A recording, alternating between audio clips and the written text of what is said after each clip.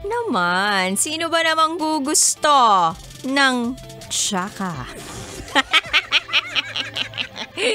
Ngayong araw ng Lunes, gusto natin feel good lang. Kumbaga, kung meron pa sanang igaganda ang Lunes natin, why not?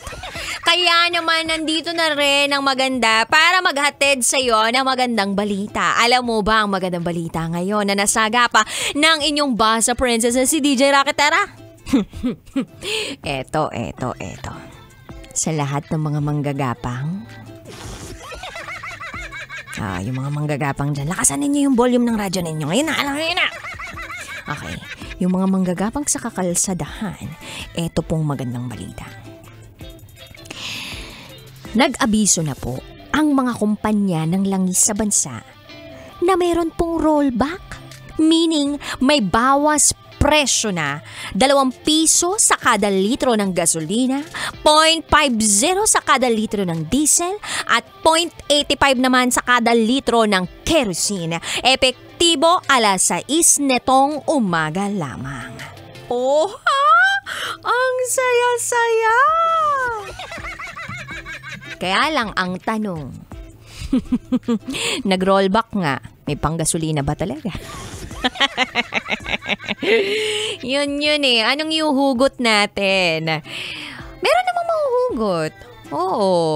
Kung kumapkap ka sa bulsa mo, na malapit sa iyong hita, may posible kang mabunot, o mahugot.